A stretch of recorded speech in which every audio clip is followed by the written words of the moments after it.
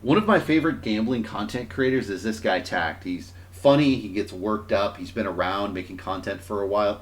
But the strategy he's implementing here is disastrously terrible, and I'm shocked no one else ever notices this or talks about it because this is very commonplace in gambling content creators where they just don't know how to gamble.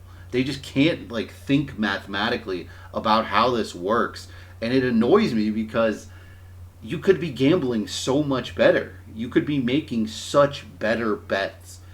So, what's going on here is these rainbow spots. If you have a chip and it lands on the spot, then it activates a bonus. We all understand this, but when I first learned about this, it was my very first time playing roulette online. I was playing lightning roulette, and I believe the number was 6, and it had a 100x multiplier. I had been betting on black. So it hit 6. I'm like, oh, sweet, I finally got the multiplier. Thinking that it would just divide out the bet that I had on black, like it, in essence sort of does. And whatever that divided amount would then have 100x times that amount. And that's what I would get. But that's not how it works. The only amount that the multiplier can be applied to is the exact chip amount that you have on the square and the square alone. You can't have a section, you can't have chip between two squares. That amount does not get the multiplier applied. Now, Red Door Roulette doesn't work exactly like that. It ends up hitting 12, which you can see here is a bonus square, and then it spins a wheel and it ends up landing on a 30x, which is lower than a 36. So in this particular example, it actually ends up being worse that he has chips on the exact spot. But if you know about these games, you're hoping that, and you can see that 1800 there is just the amount on the chip that he has between the 12 and the 15. So he has a $100 chip, so that counts as having $50 on both 12 and 15, and he has that in all these different spots. That's very strategically unsound. It's a bad bet to make because you could, instead of doing that, have $150 on each of those squares, and then the bonus amount, because that $1,800 isn't his total win, it then goes into this bonus round, and you can see here it only applies the $100 to the bonus game, not the additional $50. It would be $150 if he had positioned his chips in that way, which this doesn't work out for him, right?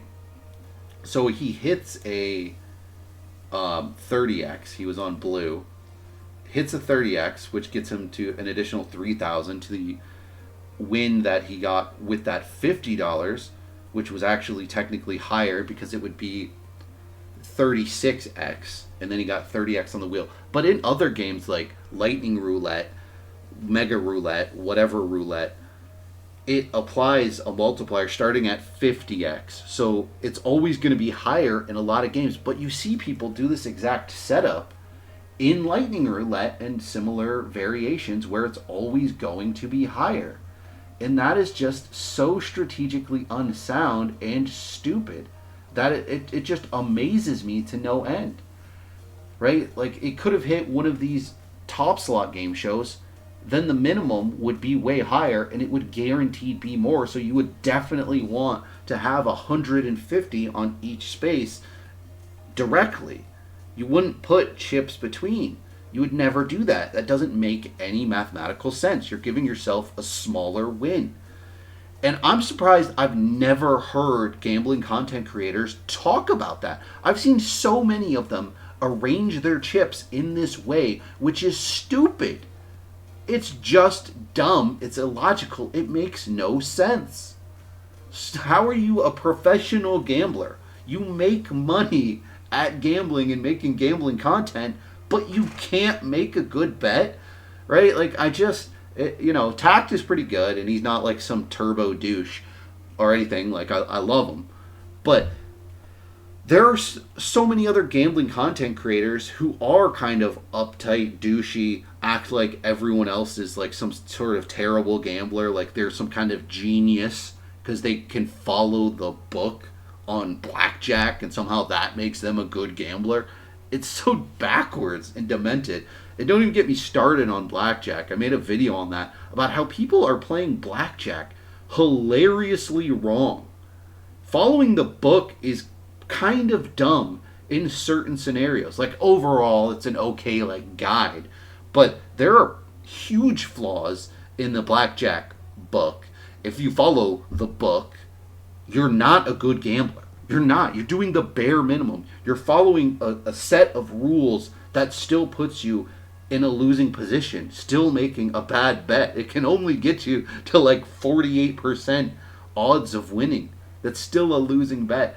So when I see people do stuff like this, where they make their bet hilariously improbable for them to get a win, when they could just so easily just make a better bet. Yeah, it's more clicking, right? Like it's easy to just click the 100 chip and then you go click, click, click, click, click, click, click, click, click.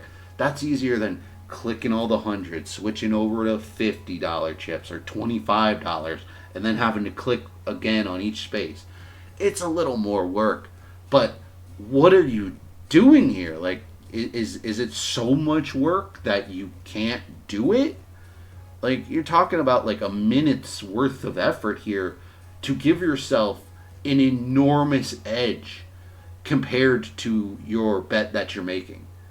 And I don't know how no one else notices this or calls it out. How am I the only one? I realized this the very first day that I played one of these roulette games. I'm like, this is stupid. How come I've seen other people like exposed or whatever gambling content creator bet like an absolute jabroni?